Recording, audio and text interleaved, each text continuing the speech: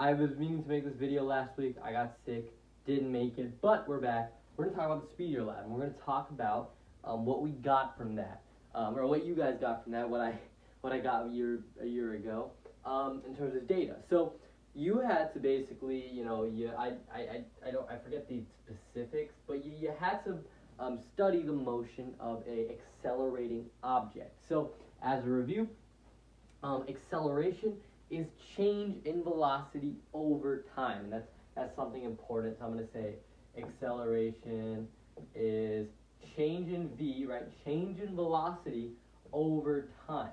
So a good example would be like if I say my car goes from 0 to 60.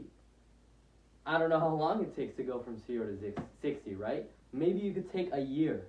I don't know, maybe it takes one whole year to go from 0 to 60. That's not, it's not necessarily slow compared to like a car that goes 0 to 60 in 4 seconds.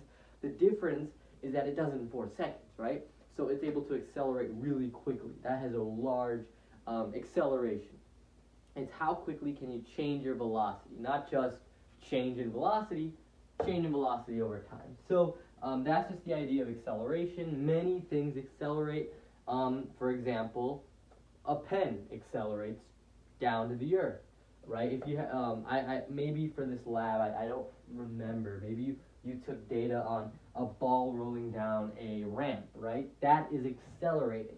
Anything that isn't moving at a constant velocity is accelerating, right? So things can either move at the same speed in the same direction, constant velocity, or they accelerate. So you took some data, maybe you took some data on like a ball rolling down a hill, or like a ramp. Excuse me. I don't know. I don't remember exactly. But whatever you took data on, you measured or you graphed its position versus time and its velocity versus time. All right. So and then you had little data charts, right? So x versus time, velocity versus time, and you wrote down some numbers. So like x equals 0, t equals 0, all that good stuff. You plugged it into Pivot or whatever you use, and you should have gotten a graph that looks like a quadratic for x versus t, and we'll talk about that, like quadratic and stuff, and a straight line for velocity versus time. If you didn't get that, chances are you didn't measure your data in the best way possible. You should have gotten this, but it's okay. Don't sweat it. The key idea is that if you were to do it very precisely, make sure you're getting the rulers right and stuff, you should get these two shapes of graphs. And now, what do these graphs tell us, right? So before we had for constant velocity, and you can watch my Speedy lab if you need a refresher on constant velocity, we had x versus t like this, and v versus time like this. So position versus time, velocity versus time. And you can see here that this is a straight line, meaning every 2 seconds, maybe it would go up like 2 meters, right? Or sorry, every second, maybe it went 2 meters, right? And then traveled another 2 meters, and traveled another 2 meters. What's happening here is that after 1 second, it's going up, or it's, traveling a meter, but then maybe after another second, it goes 3 meters. After another second, it goes 5 meters up. Or not up, but like, that's how far it's traveling, and that shows on the graph. Maybe after another second, it goes 7 meters, right? So it's not changing its position at a constant rate, and that sounds real jumbled. But before, this was constantly going at 2 meters every second. This seems to be going 1 meter a second, and then 3 meters per second, and then 5 meters per second, and 7 meters per second, or something like that, right? Just based off the shape of this graph. And the velocity versus time reflects that, right? Before, we said, okay, every second going up 2. Every second going up 2. That's our velocity versus time graph. A constant 2 meters per second. At any point, it's traveling 2 meters per second.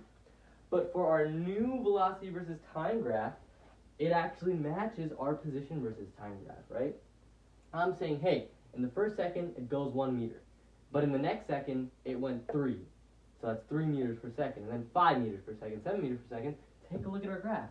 1 meter per second, and then 3 meters per second, right? So if we had 1, then it goes to 3, and then it goes to 5. So the graphs are consistent with each other. This velocity versus time for constant velocity makes sense with this position versus time. All right? So these are some, so the graphs kind of make sense now, right? Think about what this is saying before we get too convoluted in like how they relate to each other. Just think about what it's saying. Initially, the ball wasn't rolling; it had 0 velocity, and then as time went on, it went faster and faster and faster. Its velocity was increasing. That makes sense, right? Things accelerate; they change their velocity. So now let's try to get some new equations out of this, if it's even possible. I don't know why I'm saying that it is possible. I'm gonna shut up. I'm just gonna get to it. So let's say let's do this actually. So when you plug this in a pivot, you should get something that's like v. So when you plug, okay, sorry, I should elaborate. You put your graph data in, and then excuse me, it's gonna make the graph, and you do the curve fits. So you would say, oh, you know, it's a linear graph, right? If you know curve fits, or if you know pivot, you know what I'm talking about. So, and then if you don't, just I can explain it if you ask. But the point is, it would give you an equation v. So pivot would give you an equation v equals a t plus b. Pivot would literally like you could check pivot. If you check under your graph, you should find this somewhere. Now, well, if you think about y equals mx plus b, that kind of makes, I mean, like, yeah, like, this is our y variable, this is our x variable. A is our slope. Now, if you look under, it will say A is equal to some number. I don't know, maybe 40 centimeters per second. I don't know.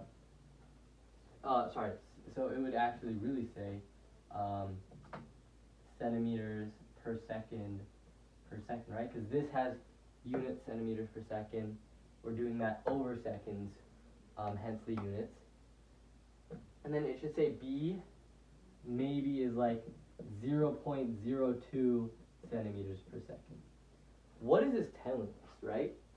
But what this is telling us. Now let's make a physics equation for this graph by substituting everything in. We get V equals 40 centimeters per second times time plus, and then I'm just going to plug in B, 0.02 centimeters per second. What this is telling us, right? What this is telling us about our data is that the slope of this is 40, and what this slope is telling us is that, hey, every second, our V, right? Our velocity increases by 40 centimeters per second. So in the first second, right, if I plug in a 1, let's not worry about the 0.02 right now, that's basically 0, but I'll also talk about what that means. We can ignore it for now, pretend it's 0. If at t equals 1, at 1 second, the velocity was 40. At 2 seconds, it'd be 80.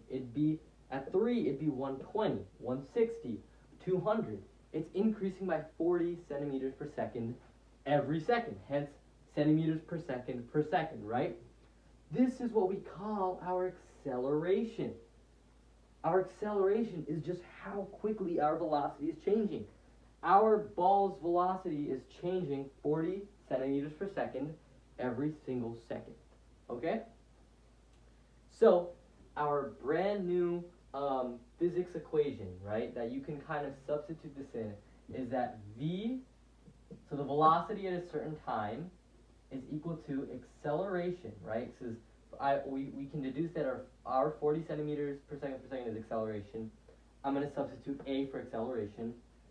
Acceleration times time plus, and I'll leave the plus, I'll explain that in a second, but just to wrap your head around this even more, what this equation, how to use it, pretend a car is accelerating 12 meters per second per second. What would its velocity be at 3 seconds? Well, every second, the velocity increases by 12 meters per second, right? Because that's the acceleration. So 12 times 3 is 36, right? And that makes sense. It starts at 0, goes to 12, 24, 36, right? After 3 seconds. So v equals acceleration times time. Hopefully that equation makes sense. This right here is our initial velocity. So sometimes you might already be started with a certain amount of velocity, right? You might already be moving while accelerating. And that would be the same as if our ball was rolling right as we started our stopwatch. If that were the case, our graph would look, I'm just going to show it right. I'll actually just erase, not a big deal. But it would look something more like this, right? Because at t equals 0, it already is moving at 3 meters per second. So that is our initial speed. That's our y-intercept, right? Our initial velocity. That would be like the full version of the equation. What you can do if you're clever is you could be like, well, if I do v minus v initial, right? Your final velocity, right? Minus initial velocity.